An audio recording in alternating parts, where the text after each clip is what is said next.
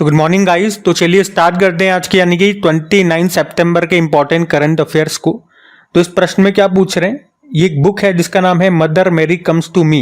ये किसका पहला मेमोयर है, संस्मरण है, जिसे अगले साल सितंबर में लॉन्च किया जाएगा। तो आंसर होगा अरुंधति रॉय। और अरुंधति रॉय के बारे में आप सभी जानते हैं, ये एक पॉपुलर राइटर हैं और अभी उन्होंने ये घोषणा की है कि इनका जो पहला मेमोयर है यानी कि संस्मरण है, ये अगले साल लॉन्च किया जाएगा। संस्मरण यानी कि मेमोयर का अर्थ होता है जो अपनी स्मृति के आधार पे, याददाश्त के बेसिस पे जो अपने बारे में लिखते हैं, वो होता है मेमोयर। और इसका नाम है मदर मेरी कम्स टू मी। तो अगले साल सितंबर में 2025 में इसको लॉन्च किया जाएगा और इसमें उनकी माँ के साथ उनके जटिल संबंधों के बारे में बताया जाएगा। और मैंने आपको कहा था अरुंधति रॉय ये एक जाना माना नाम है। क्यों जानते हैं हम सभी इनको? तो इनकी एक बुक है the God of small things, उसके लिए 1997 में बुकर पुरस्कार इन्होंने जीता था और वो पहली भारतीय महिला थी जिन्होंने ये पुरस्कार जीता था। और आपको याद आना चाहिए, इसी साल हमने पढ़ा भी था 2024 के लिए उन्हें पेन पिंटर पुरस्कार 2024 से भी सम्मानित किया गया था। और पिछले साल आपको याद हो तो इनकी एक बुक है जिसका नाम है आज़ादी, और उसी के लिए पिछले साल उन्हें 45वां यूरोपीय एसे प्राइज, यूरोपियन निबंध पुरस्कार भी मिला था। तो इन सब कारणों से अरुंधति रॉय का नाम न्यूज में बना हुआ है, ध्यान में रखिएगा। अब यहाँ पे मैं आपको 2024 की 10 इंपॉर्टेंट बुक्स रिवाइज करा रहा हूँ, तो ध्यान से सुनिएगा। एक बुक है sculpted stones mysterious of Mamallapuram, इसको लिखा है अश्विन प्रभु ने। Professor SD. मुनि डेबलिंग इन डिप्लोमेसी नाम की बुक को लिखा Shobhana K Nair. Ram Vilas Paswan the weather vane of Indian politics नाम की बुक को लिखा चित्रा बनर्जी ने। An uncommon love the early life of Sudha Narayana Murthy नाम से बुक लिखी। एम.जे. अकबर ने Gandhi a life in 3 campaign नाम से बुक लिखी। माधव गोडबोले बाबरी मस्जिद राम मंदिर दुविधा नाम से बुक लिखी। रघुराम राजन जो कि आरबीआई के पूर्व गवर्नर रहे, breaking the mould re imaging India's economic future नाम से बुक लिखी। Huma Qureshi Zeba an accidental superhero. Twinkle Khanna ने वेलकम टू पैराडाइज नाम से बुक लिखी। और Sharmistha Mukherjee Pranab my father a daughter remembers नाम से बुक लिखी थी। तो ये 2024 की 10 बुक्स हमने यहाँ पे रिवाइज की है। बाकी आगे भी इसी तरह से जब भी बुक्स के प्रश्न आएंगे 10-10 करके मैं आपको 2024 की सारी बुक्स रिवाइज कराऊंगा और बार बार फिर रिपीट भी करते रहते हैं हम, तो अभी इनको ध्यान में रखना। अगला प्रश्न देखते हैं। तो अगले प्रश्न में पूछ रहे हैं, अभी एक रैंकिंग और आई है वर्ल्ड टैलेंट रैंकिंग 2024, उसमें भारत कौन से स्थान पर है ये पूछ रहे हैं। तो आंसर होगा 58 नंबर पर भारत है। तो रैंकिंग कौन सी है? वर्ल्ड टैलेंट रैंकिंग 2024 है। इस बार ये इसका 11वां संस्करण है और इसको जारी किया है IMD यानी कि international institute for management development ने जारी किया। तो ये रैंकिंग इस आधार पर दी जाती है कि कौन सा देश अपने और विदेशी टैलेंट को कितना आकर्षित कर रहा है, अट्रैक्ट कर रहा है अपने यहाँ पर रोकने के लिए, अपने यहाँ काम कराने के लिए। तो इसमें अगर पहले स्थान पे बात करें तो स्विट्जरलैंड है, दूसरे पे सिंगापुर और तीसरे पे लग्जमबर्ग है। भारत इसमें 58 नंबर पर है। यहाँ पे भारत की रैंकिंग में गिरावट देखने को मिली है पिछले साल की तुलना में। तो अभी की हमें लेटेस्ट याद रखनी है, भारत 58 पे है और टॉप पे कौन है? स्विट्जरलैंड है। कौन सी रैंकिंग है? World talent ranking. और आपने अगर कल का लेक्चर अटेंड किया होगा तो आपको याद होगा 2024 की सारी इंपॉर्टेंट रैंकिंग मैंने आपको यहाँ पे रिवाइज करवाई थी। तो आज मैं आपको रिवाइज नहीं कराऊंगा, लेकिन मैं आपको ऐसे भी नहीं छोड़ूंगा। मैं आपसे 2-4 प्रश्न पूछता हूँ रैंकिंग से संबंधित, आपको इसमें भारत और उसमें कौन सा देश टॉप पर है ये आपको बताना है। तो एक आप बताएंगे, अभी ग्लोबल पीस इंडेक्स आया था, उसमें भारत की रैंक क्या है और टॉप पर कौन है? उसके अलावा बताओ वर्ल्ड प्रेस फ्रीडम इंडेक्स में भारत की रैंक क्या है, और वर्ल्ड हैप्पीनेस इंडेक्स। ये 3 मैंने आपसे प्रश्न पूछ लिए, इनके उत्तर दे दो। हम अगला प्रश्न देखते हैं। तो अगले प्रश्न में पूछ रहे हैं, अभी हाल ही में KN दारूवाला का निधन हो गया। वे क्या थे? तो वे एक लेखक थे। तो पूरा नाम है KN दारूवाला, जो कि एक पूर्व IPS अधिकारी भी थे और अंग्रेजी के काफी जाने माने लेखक रह चुके थे और अभी उनका हाल ही में निधन हो गया। देखो, उनकी 2 बुक मैं आपको बता रहा हूँ। उनकी जो पहली वाली बुक थी उसका नाम अंडर ओरियन था और उनकी एक बुक है the keeper of the dead. और ये बुक इसलिए इंपॉर्टेंट है क्योंकि इस बुक के लिए उन्होंने 1984 में साहित्य अकादमी पुरस्कार जीता था। अब यहाँ पे 2024 के कुछ इंपॉर्टेंट व्यक्तियों के नाम मैं आपको रिवाइज कराऊंगा जिनका 2024 में निधन हुआ। हमने करंट अफेयर्स में पढ़े हैं ये सारे नाम। तो देखो, अरुणा वासुदेव, एशियाई सिनेमा की इनको मां कहा जाता है, निधन हो गया। राकेश पाल आप जानते ही हैं, भारतीय तटरक्षक बल के ये डायरेक्टर जनरल थे, 25वें नंबर के निधन हो गया, अभी तो नए कोई नहीं बने हैं। और अग्नि मैन ऑफ इंडिया के नाम से जाने जाते थे राम नारायण अग्रवाल का निधन हो गया, अग्नि मिसाइल के जनक थे ये। नटवर सिंह पूर्व विदेश मंत्री थे और इनकी ऑटोबायोग्राफी आई थी one life is not enough नाम से। साल सेंग मराक, जिन्हें मिस्टर क्लीन के नाम से भी जाना जाता है, मेघालय के पूर्व मुख्यमंत्री थे। उसी तरह से पश्चिम बंगाल के पूर्व मुख्यमंत्री बुद्धदेव भट्टाचार्य का निधन हुआ। शोभना रानाडे गांधीवादी सामाजिक सुधारक थी। यामिनी कृष्णमूर्ति का संबंध भरतनाट्यम और कुचिपुड़ी से था, निधन हो गया। और भरतनाट्यम ये तमिलनाडु का क्लासिकल डांस है और कुचिपुड़ी आंध्र प्रदेश का। अंशुमान गायकवाड़ क्रिकेट से संबंधित थे, निधन हो गया। पंडित राजीव तारानाथ सरोद वादक थे। कमला बेनीवाल राजस्थान की पहली महिला मंत्री थी। सुशील मोदी बिहार के पूर्व उप मुख्यमंत्री थे। सलाम बिन रज्जाक प्रसिद्ध उर्दू लेखक थे। पीटर हिग्स ब्रिटिश भौतिकी विज्ञानी थे। हिग्स बोसोन पार्टिकल की खोज इन्होंने की थी। और पॉल अलेक्जेंडर ये अमेरिकी थी, the man in the iron lung के नाम से फेमस थे। गजल गायक पंकज उदास का निधन हुआ। देश के सबसे बुजुर्ग टेस्ट क्रिकेटर दत्ताजी गायकवाड़ का निधन हो गया। भारत की पहली ओरल यानी कि मौखिक गर्भ निरोधक गोली आती थी सहेली नाम से, उसकी खोज करने वाले थे डॉक्टर आर नित्यानंद, उनका निधन हो गया। शास्त्रीय गायिका प्रभा अत्रे का निधन हो गया, किराना घराने से संबंधित थी। मुनव्वर राणा मशहूर उर्दू गायक थे। इब्राहिम रईसी ईरान के राष्ट्रपति थे, हेलीकॉप्टर एक्सीडेंट में आपको याद होगा निधन हो गया था। तो ये 2024 के कुछ इंपॉर्टेंट व्यक्तित्व हैं, इनके नाम न्यूज़ में हैं, इंपॉर्टेंट है, सारे ध्यान में रखना। अगला प्रश्न देखते हैं। तो अगले प्रश्न में पूछ रहे हैं अभी हाल ही में विश्व रेबीज दिवस ये कब मनाया गया, तो आंसर होगा 28 सितंबर को। तो हर साल 28 सितंबर को वर्ल्ड रेबीज डे के रूप में मनाया जाता है। थीम क्या है? ब्रेकिंग रेबीज बाउंड्रीज, रेबीज की सीमाओं को तोड़ना। तो रेबीज ये मुख्य रूप से हम लोग कहते हैं कुत्ते के काटने से होता है, लेकिन केवल ये कुत्तों के काटने से नहीं होता। कुत्ता हो गया, बिल्ली, बंदर, चमगादड़, लोमड़ी, नेवला, सियार जैसे संक्रमित होना चाहिए वो जानवर, अगर वो आपको काट लेता है तो उससे रेबीज हो जाता है। और वैसे भी भाई हमें तो पता नहीं होगा ना जानवर संक्रमित है या नहीं, तो उसका इंतजार तो नहीं करेंगे। तो जब भी कोई जानवर अगर काट ले तो सबसे पहले हमें क्या करना चाहिए? तुरंत प्रभाव के साथ एंटी रेबीज का वैक्सीन लगवा लेना चाहिए, ताकि अगर वो जानवर संक्रमित है तो वो संक्रमण हम में न फैले, उस संक्रमण को फैलने से रोका जा सके। इसके लिए एंटी रेबीज वैक्सीन पहले आप लगवा लो। ये एक जनरल जानकारी थी। बाकी रेबीज याद रखना, ये वायरस जनित रोग है, वायरस से होने वाला एक बीमारी है, एक रोग है। कौन सा वायरस? रैबिडो वायरस। और याद रखना इसे हाइड्रोफोबिया भी कहते हैं, क्योंकि इसमें जो मरीज होता है, जो रोगी होता है, उसको पानी से डर लगता है। ये वायरस हमारे तंत्रिका तंत्र को प्रभावित करता है। अच्छा, एक और प्रश्न बन जाएगा, रेबीज वैक्सीन सबसे पहले किसने बनाई थी? लुई पास्चर ने। तो वर्ल्ड रेबीज डे हम कब मना रहे हैं? 28 सितंबर को। चलो सितंबर के सारे इंपॉर्टेंट डेज एक बार मैं आपको फिर से रिवाइज करा देता हूँ। कल मैंने आपको रिवीजन नहीं करवाया था ना, तो आज रिवाइज करा रहा हूँ। ध्यान से सुनना और कोशिश करना मेरे साथ साथ बोलने की, क्योंकि जब भी डे वाला प्रश्न आता है हर बार मैं आपको रिवाइज करवाता हूँ, इसी उम्मीद के साथ कि मैं तो बोलूंगा इसे ही, पूरे लिखे हुए डेज सारे आपके सामने रहते हैं, तो आप भी बोला करो। तो बोलोगे तो चीजें आपको और ज्यादा अच्छे से याद रहेंगी, और बार बार बोलोगे तो चीजें याद ही हो जाएंगी, रट जाएंगी वो। जैसे कि 2 सितंबर को विश्व नारियल दिवस मनाया, 5 सितंबर को इंटरनेशनल डे ऑफ चैरिटी, 1 से लेकर 7 सितंबर नेशनल न्यूट्रिशन वीक था, 7 सितंबर को अंतर पुलिस सहयोग दिवस यानी कि international day of police cooperation, 7 सितंबर अंतर्राष्ट्रीय गिद्ध जागरूकता दिवस, इंटरनेशनल वल्चर अवेयरनेस डे ये सितंबर के पहले सैटरडे को था। और 7 सितंबर को ही international day of clean air for blue skies यानी कि अंतर्राष्ट्रीय स्वच्छ वायु नील गगन दिवस, जिसे भारत में स्वच्छ वायु दिवस भी कहते हैं। 8 सितंबर को अंतर्राष्ट्रीय साक्षरता दिवस, 8 सितंबर को विश्व भौतिक चिकित्सा दिवस जिसे वर्ल्ड फिजिकल थेरेपी डे कहते हैं।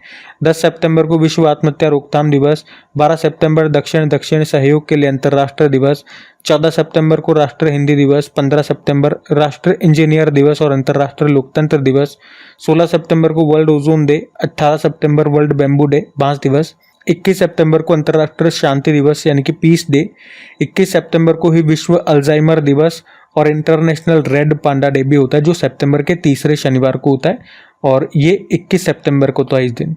और इसी तरह से सितंबर के तीसरे शनिवार को अंतर्राष्ट्रीय तटीय सफाई दिवस भी होता है, जो भी हमने 21 सितंबर को मनाया। उसके अलावा 22 सितंबर को विश्व गेंडा दिवस और वर्ल्ड रिवर डे मनाया। 23 सितंबर को अंतर्राष्ट्रीय सांकेतिक भाषा दिवस और हाइफा दिवस मनाया। और इसके बाद हमने एक विश्व पर्यावरण स्वास्थ्य दिवस वर्ल्ड एनवायरमेंट हेल्थ डे भी मनाया था 26 सितंबर को। और 27 सितंबर को विश्व पर्यटन दिवस मनाया था, वर्ल्ड टूरिज्म डे। तो ये भी ध्यान में रखना। अगला प्रश्न देखते हैं। तो फिर अगले प्रश्न में पूछ रहे हैं, हाल ही में सर्वश्रेष्ठ पर्यटन गांव प्रतियोगिता 2024 में राजस्थान के देवमाली गांव को किस कैटेगरी में विजेता घोषित किया गया? तो आंसर होगा समुदाय आधारित पर्यटन की कैटेगरी में। देखो, अभी हमने 27 सितंबर को विश्व पर्यटन दिवस वर्ल्ड टूरिज्म डे मनाया था और इसी मौके पर सर्वश्रेष्ठ पर्यटन गांव प्रतियोगिता 2024 का आयोजन हुआ और उसके तहत 8 श्रेणियों में 8 कैटेगरी में 36 यानी कि 36 गांवों को अवार्ड दिए गए।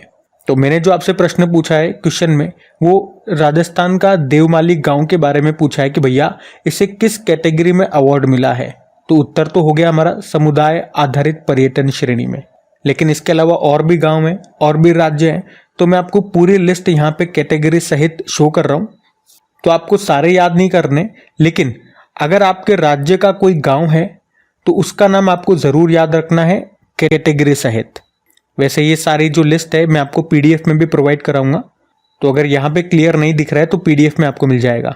अच्छा, इसके अलावा एक और पॉइंट यहाँ पे सुन लो कि हमारे जो पर्यटन मंत्री हैं, अच्छा कौन है वैसे हमारे पर्यटन मंत्री, टूरिज्म मिनिस्टर? ये नए मंत्री बने हैं, अभी याद रखना, गजेंद्र सिंह शेखावत इनका नाम है। पिछली कैबिनेट में इनके पास जल शक्ति मंत्रालय था, अभी टूरिज्म मंत्रालय इनको दे दिया गया। तो अभी इन्होंने ही पर्यटन मित्र और पर्यटन दीदी नाम से एक पहल शुरू की है और इन पहलों का, इन इनिशिएटिव्स का उद्देश्य है भारत में पर्यटकों के अनुभव को बेहतर करना। तो ये पॉइंट भी ध्यान रखना। बाकी अगर आप में से कोई स्टूडेंट पहली बार क्रिक एग्जाम चैनल पे करंट अफेयर्स पढ़ रहे हैं तो पीडीएफ के बारे में अभी मैंने आपको बोला ना, तो कहाँ मिलेगी पीडीएफ? अपनी टेलीग्राम चैनल पे। टेलीग्राम का लिंक नीचे डिस्क्रिप्शन बॉक्स में है, वहां से आप जाओगे, डायरेक्ट वहां चले जाओगे, ज्वाइन कर लेना, ताकि जब भी पीडीएफ अपलोड होगा, वीडियो अपलोड होता है, उसका नोटिफिकेशन सबसे पहले आपको मिल जाया करेगा। पीडीएफ में इसकी पीडीएफ में जितने भी क्वेश्चन हम कर रहे हैं वो सारे आपको मिलेंगे। जो भी डिटेल एक्सप्लेनेशन, जो भी एक्स्ट्रा पॉइंट्स मैं आपको रिवीजन फॉर्म में दे रहा हूँ, ये सब उस पर मिल जाएगा आपको, वो भी बिल्कुल फ्री में। बस अगर आपको सेशन अच्छा लगता है, पसंद आता है, तो प्लीज़ वीडियोस को सपोर्ट ज़रूर करें। अपने दोस्तों के साथ में स्टडी ग्रुप में एक बार शेयर ज़रूर कर देना। अभी हम अगला प्रश्न देखते हैं। तो फिर अगले प्रश्न में पूछ रहे हैं कि अभी हाल ही में इथेनॉल उत्पादन में भारत ने वैश्विक स्थान पर कौन सा स्थान हासिल किया है? तो आंसर होगा तीसरा स्थान। तो अभी हमारे जो खाद्य और सार्वजनिक वितरण प्रणाली मंत्री हैं, कौन? प्रहलाद जोशी। अभी उन्होंने ही बताया कि इथेनॉल उत्पादन में और उसके उपभोग में यानी कि कंजप्शन में भारत पूरे विश्व में तीसरे स्थान पर है। इथेनॉल क्या है? ये एक बायोफ्यूल है यानी कि जैव ईंधन है और इसे हम पेट्रोल में मिलाते हैं। आपको याद होगा हमारा टारगेट भी है कि 2025 तक पेट्रोल में 20% इथेनॉल को मिलाना है। मुख्य रूप से ये गन्ने से बनता है और भी चीज़ों से बनता है, लेकिन गन्ने का उपयोग सबसे ज़्यादा होता है। और आपको याद होगा गन्ने उत्पादन में भारत दूसरे स्थान पर है ब्राज़ील के बाद। ब्राज़ील टॉप पर है और पिछले दशक गन्ने की खेती में 18% की बढ़ोतरी देखी गई है भारत में और गन्ने उत्पादन में 40% की बढ़ोतरी हुई है। ये डेटा भी आप ध्यान रख सकते हैं। और इथेनॉल को ही एथिल अल्कोहल कहते हैं। इसका फॉर्मूला होता है CH3CH2OH। और अगर मिथेनॉल की बात करें तो इसे मेथिल अल्कोहल कहते हैं। इसका फॉर्मूला होता है CH3OH। आपको पता है विश्व जैव ईंधन दिवस हम कब मनाते हैं? World biofuel day. तो याद रखना वो भी 10 अगस्त को होता है। और अगर पूछूं देश का पहला इथेनॉल प्लांट कहाँ पे स्थापित किया गया था, तो पूर्णिया बिहार में। ये पॉइंट भी आप नोट कर लेना। अगला प्रश्न हम देखते हैं। तो फिर अगले प्रश्न में पूछ रहे हैं अभी हाल ही में ड्वेन ब्रावो ने क्रिकेट के सभी फॉर्मेट से संन्यास ले लिया है। वे किस देश के खिलाड़ी हैं? तो आंसर होगा वेस्ट इंडीज के। तो वेस्ट इंडीज के ऑलराउंडर ड्वेन ब्रावो ने अभी क्रिकेट के सभी फॉर्मेट से संन्यास की घोषणा कर दी है। आपको बता दूं कि उनके नाम T20 के इतिहास में सबसे ज्यादा विकेट लेने का रिकॉर्ड है। उन्होंने T20 फॉर्मेट में 582 मैचेस में 631 विकेट लिए हैं। और रिटायरमेंट की बात है तो मैं आपको वो सभी भारतीय खिलाड़ियों के नाम यहाँ पे रिवाइज कराने वाला हूँ जिन्होंने अभी 2024 में अपने अपने खेलों से रिटायरमेंट ले लिया। ये सभी भारतीय नाम मैं आपको बता रहा हूँ। जैसे कि क्रिकेट में 3 खिलाड़ी हमने देखे, शिखर धवन ने, दिनेश कार्तिक ने और केदार जाधव ने अभी सभी फॉर्मेट से संन्यास लिया। बैडमिंटन में बी साई प्रणीत ने, और टेनिस हमारे जो टेनिस खिलाड़ी हैं रोहन बोपन्ना ने संन्यास लिया, और फुटबॉल में सुनील छेत्री ने, हॉकी में PR श्रीजेश, और रेसलिंग में विनेश फोगाट ने। तो ये भी मैंने एक बार सारे आपको बता दिए, ध्यान में रखना। अगला प्रश्न देखते हैं। फिर अगले प्रश्न में आपसे पूछ रहे हैं, अभी हाल ही में एसोसाई यानी कि एशियाई सर्वोच्च लेखा परीक्षा संस्थान संगठन के अध्यक्ष कौन बन गए हैं? तो आंसर होगा गिरीश चंद्र मुर्मू। तो एशियाई सर्वोच्च लेखा परीक्षा संस्थानों का संगठन है जिसे आप एसोसाई बोलते हो। इंग्लिश में बोलोगे तो association of Asian supreme audit institution, और अभी इसी के अध्यक्ष बनाए गए हैं गिरीश चंद्र मुर्मू। 2024 से लेकर 2027 तक के लिए इनको अध्यक्ष बनाया गया। और गिरीश चंद्र मुर्मू आप जानते ही कौन है, भारत के नियंत्रक एवं महालेखा परीक्षक हैं, यानी कि controller and auditor general of India है। और ये जो एसओसाई है इसकी स्थापना हुई थी 1979 में। वर्तमान में इसके सदस्य देश हैं 48। इसका काम होता है ऑडिटिंग के क्षेत्र में रिसर्च करना। अच्छा, हमने कहा गिरीश चंद्र मुर्मू वर्तमान में भारत के कंट्रोलर एंड ऑडिटर जनरल हैं, तो इसका उल्लेख भारत के किस अनुच्छेद में है, ये प्रश्न आता है। तो आर्टिकल 148 से 151 इनकी नियुक्ति करते हैं जो भारत के प्रेसिडेंट होते हैं, और इनका कार्यकाल 6 वर्ष या 65 वर्ष आयु जो पहले हो। अभी आपको याद भी होगा कि गिरीश चंद्र मुर्मू को वर्ल्ड हेल्थ ऑर्गेनाइजेशन के एक्सटर्नल ऑडिटर के रूप में फिर से चुना गया था अगले 4 सालों के लिए। ये पॉइंट मैं आपको कई बार बता चुका हूँ। अब देखो, ये अपॉइंटमेंट वाला प्रश्न है, तो 2024 के कुछ इंपॉर्टेंट अपॉइंटमेंट्स में यहाँ पे आपको रिवाइज कराऊंगा, ध्यान से सुनना। जैसे कि सतीश कुमार की बात करें, अभी रेलवे बोर्ड के नए चेयरमैन और CEO बने। बी श्रीनिवासन राष्ट्रीय सुरक्षा गार्ड नेशनल सिक्योरिटी गार्ड के डायरेक्टर जनरल। राजविंदर सिंह भट्टी CISF के डायरेक्टर जनरल। दलजीत सिंह चौधरी अभी BSF के डायरेक्टर जनरल बने थे। और सिंधु गंगाधरन नेस्कॉम की चेयरपर्सन। राजेश नाम्बियार नेस्कॉम के प्रेसिडेंट बने। Jay Shah international cricket council के ये अध्यक्ष बनेंगे इस साल के अंत तक, और रिप्लेस करेंगे ग्रेग बार्कले को जो कि न्यूजीलैंड से हैं। उसी तरह से मोहसिन नकवी जो कि पाकिस्तान क्रिकेट बोर्ड के अध्यक्ष हैं, इस साल के एंड तक एशियन क्रिकेट काउंसिल के नए अध्यक्ष बन जाएंगे। अभी कौन है? जय शाह हैं, और जय शाह ये BCCI के सचिव भी हैं। बाकी Sanjeev Ranjan Indian Ocean Rim Association के सेक्रेटरी जनरल बनेंगे 1 जनवरी 2025 से। अशोक कुमार सिंह कर्मचारी राज्य बीमा निगम के डायरेक्टर जनरल हैं। और P हरीश इंपॉर्टेंट नाम है, संयुक्त राष्ट्र यूनाइटेड नेशन में भारत के परमानेंट रिप्रेजेंटेटिव बने। राहुल नवीन प्रवर्तन निदेशालय एनफोर्समेंट डायरेक्टरेट के नए निदेशक बने। अभिनव बिंद्रा अंतर्राष्ट्रीय ओलंपिक समिति के एथलीट आयोग के ये उपाध्यक्ष बनाए गए थे। अभी इंटरनेशनल ओलंपिक कमेटी ने ओलंपिक ऑर्डर सम्मान भी दिया इनको। TV सोमनाथन भी इंपॉर्टेंट नाम है, कैबिनेट सचिव ये बने हैं, राजीव गौबा की जगह आए। पॉवेल डुरोव टेलीग्राम के फाउंडर हैं। ये नाम तो मैंने अपॉइंटमेंट में लिख दिया, लेकिन ये नाम अभी ध्यान रखना क्योंकि ये नाम न्यूज़ में था तो पूछा जा सकता है। बाकी प्रीति सूदन संघ लोक से UPSC की ये अध्यक्ष बनी है। तो ये सारे इंपॉर्टेंट नाम है, बिल्कुल सेलेक्टेड नाम लेकर के आया हूँ मैं आप लोगों के लिए, इनको ध्यान में रखना। अगला प्रश्न देखते हैं। तो फिर आपसे पूछ रहे हैं, अभी हाल ही में मनकीडिया समुदाय किस राज्य में वनों पर निवास अधिकार पाने वाला छठा विशेष रूप से कमजोर जनजातीय समूह यानी कि PVTG बना है? तो आंसर होगा उड़ीसा। PVTG मतलब विशेष रूप से जो कमजोर जनजातीय ग्रुप है उनको बोला जाता है। इंग्लिश में इसकी फुल फॉर्म होती है पर्टिकुलरली वल्नरेबल ट्राइबल ग्रुप्स। और ये भारत में टोटल कितने हैं? 75 PVTG ग्रुप्स हैं, जिसमें सबसे ज्यादा आपको उड़ीसा में ही मिलेंगे। और एक पॉइंट में यहाँ पे एक्स्ट्रा आपको बताना चाहूंगा कि 1975 में भारत सरकार ने डेबर आयोग की सिफारिश पर 52 जनजातीय समूहों को PVTG घोषित किया था। ये एक्स्ट्रा में ध्यान रखना, किस आयोग की सिफारिश पे पूछा जा सकता है, तो डेबर आयोग। और अभी करंट अफेयर्स में क्या हुआ कि उड़ीसा का एक जो PVTG ग्रुप है जिसका नाम है मनकीडिया समुदाय, उसको वनों पर आवास अधिकार प्रदान कर दिए हैं उड़ीसा सरकार ने। और इस तरह से उड़ीसा में वनों पर निवास अधिकार पाने वाला ये छठा PVTG ग्रुप बन गया है। अच्छा, आपसे अगर पूछा अंतर्राष्ट्रीय आदिवासी दिवस कब मनाते हैं? 9 अगस्त आंसर करना। और भारत में जनजातीय गौरव दिवस बिरसा मुंडा जी की जयंती को होता है, यानी कि 15 नवंबर को। अब बात यहाँ पे उड़ीसा की है, तो ये रहा मैप में उड़ीसा। देखो, उड़ीसा की कैपिटल भुवनेश्वर है, मुख्यमंत्री मोहन चरण मांझी और गवर्नर हैं रघुवर दास। यहाँ का राजकीय पशु है सांबर डियर, राजकीय पक्षी है इंडियन रोलर, वृक्ष है पीपल ट्री और पुष्प है Ashok flower. Bhitarkanika national park यहाँ मिल जाएगा, सिमलीपाल नेशनल पार्क है यहाँ पे। हीराकुड बांध यहाँ पर है महानदी पर, इंद्रावती बांध है यहाँ पे इंद्रावती नदी पे। और जो व्हीलर द्वीप है अब उसे अब्दुल कलाम द्वीप के नाम से जानते हैं। यहाँ का क्लासिकल डांस ओडिसी है, क्लासिकल लैंग्वेज उड़िया है। कोणार्क सूर्य मंदिर आपको यहाँ मिलेगा जिसे ब्लैक पैगोडा कहते हैं और व्हाइट पैगोडा जगन्नाथ मंदिर को कहते हैं।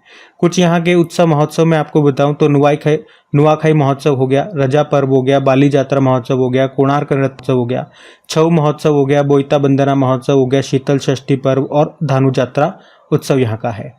अब यहाँ से करंट अफेयर्स के कुछ और प्रश्न मैं आपको रिवाइज कर रहा हूँ, आ जाओ। एक तो याद रखना उड़ीसा के अभी काई चटनी को, कोरापुट काला जीरा चावल, इन सबको जीआई टैग मिला था। उड़ीसा के सिमलीपाल टाइगर रिजर्व में दुनिया में अपनी तरह की पहली मेलनिस्टिक टाइगर सफारी शुरू की गई और लघु बाण जाति द्रव्य कार्य योजना लाभा योजना शुरू हुई। उड़ीसा विधानसभा की दूसरी महिला अध्यक्ष बनी थी, सुरमा पाड़ी नाम है। और मुख्यमंत्री संपूर्ण पुष्टि योजना यहाँ पे शुरू हुई। भारत का सबसे बड़ा प्राकृतिक आर्क खोजा गया यहाँ। उड़ीसा ने भारत का पहला क्षेत्र एआई न्यूज़ एंकर लॉन्च किया था लीसा नाम से। राष्ट्रपति द्रौपदी मुर्मू जी ने सर्वश्रेष्ठ राज्य के रूप में उड़ीसा को भूमि सम्मान पुरस्कार दिया था। मुख्यमंत्री संपूर्ण पुष्टि योजना और अबादा योजना यहाँ शुरू हुई। कपिलेश्वर मंदिर आपको यहाँ मिल जाएगा भुवनेश्वर में। अभी इसके आर्कियोलॉजिकल सर्वे ऑफ इंडिया ने संरक्षित स्मारकों की सूची में शामिल किया था। उड़ीसा के कोरापुट जिले के गुप्तेश्वर वन को अभी राज्य के चौथे जैव विविधता विरासत स्थल घोषित किया गया था। स्वयं योजना यहाँ शुरू हुई थी। देश का पहला राइस एटीएम खुला था भुवनेश्वर में। उड़ीसा बनाएगा भारत की पहली आदिवासी स्वास्थ्य वेधशाला, ये याद रखना। सुभद्रा योजना भी शुरू हुई थी। कामकाजी महिलाओं के लिए मासिक धर्म अवकाश नीति घोषित करने वाला तीसरा राज्य बना था उड़ीसा। इसके पहले और दूसरे हैं केरल और बिहार। और भारत की पहली सिलिकॉन कार्बाइड सुविधा का उद्घाटन भी भुवनेश्वर में हुआ था। तो उड़ीसा से संबंधित इस साल के जो भी करंट अफेयर्स के प्रश्न हमने पढ़े वो सारे मैंने आपको रिवाइज कराए, इनको ध्यान में रखना। अगला प्रश्न देखते हैं। फिर अगले प्रश्न में पूछ रहे हैं अभी हाल ही में 7वें राष्ट्रीय पोषण माह में शीर्ष प्रदर्शन करने वाला राज्य कौन सा है? तो आंसर होगा महाराष्ट्र। तो हर साल सितंबर माह को राष्ट्रीय पोषण माह के रूप में मनाया जाता है और 2024 में ये 7वां पोषण माह मना रहे हैं। और इस बार सर्वश्रेष्ठ प्रदर्शन करने वाला राज्य ये महाराष्ट्र रहा है, दूसरे स्थान पे बिहार है। और ये जानकारी दी है महिला एवं बाल विकास मंत्री जो है अन्नपूर्णा देवी ने। आपको पता भी है अभी जो इसका पहला सप्ताह था सितंबर का, उसे हमने राष्ट्रीय पोषण सप्ताह के रूप में, नेशनल न्यूट्रिशन वीक के रूप में भी मनाया था। तो गाइज ये थी आज के आपकी करंट अफेयर्स की क्लास। उम्मीद करूंगा सेशन आपको पसंद आया होगा। फिर भी कमेंट करके जरूर बताइएगा आपको सेशन कैसा लगा। और अगर अभी तक आपने वीडियो को लाइक नहीं किया तो प्लीज लाइक जरूर कीजिएगा। एक बार अपने दोस्तों के साथ में स्टडी ग्रुप में शेयर जरूर कर देना। बाकी पीडीएफ के बारे में मैंने आपको बता दिया। तो चलो अभी कल के करंट अफेयर्स का क्विक रिविजन कर लेते हैं और सेशन एंड करते हैं। तो यहाँ पे हम 28 सितंबर के इंपॉर्टेंट करंट अफेयर्स का क्विक रिवीजन कर रहे हैं। पहला प्रश्न पूछा था अभी 17वें विश्व नवाचार सूचकांक में भारत किस स्थान पे है? 39 पे। फिर पूछा था अभी डीआरडीओ ने हल्के वजन वाली बुलेट प्रूफ जैकेट अभेद को डेवलप करने के लिए किसके साथ समझौता किया? आईआईटी दिल्ली। और एशियन इंफ्रास्ट्रक्चर इन्वेस्टमेंट बैंक का नवीनतम सदस्य देश बन गया है कौन सा? नाउरू। फिर पूछा अभी विश्व पर्यटन दिवस मनाया 27 सितंबर को। कागज रहित चुनाव आयोजित किया गया मध्य प्रदेश में। किस राज्य सरकार ने बानाकाई हैंड होल्डिंग योजना शुरू की? मिजोरम। और शिगेरू इशिबा किस देश के अगले प्रधानमंत्री बनेंगे? जापान। समिट ऑफ फ्यूचर का आयोजन कहाँ पे किया गया? न्यूयॉर्क। और किस देश की डसॉल्ट एविएशन कंपनी भारत में अपनी सहायक कंपनी खोलेगी? तो फ्रांस की है ये। और आखिरी प्रश्न पूछा बी बनलालवना को किस देश में भारतीय राजदूत बनाया गया? तो कंबोडिया आंसर होगा। अभी चलो कल का भी होमवर्क प्रश्न देखते हैं और सेशन एंड करते हैं।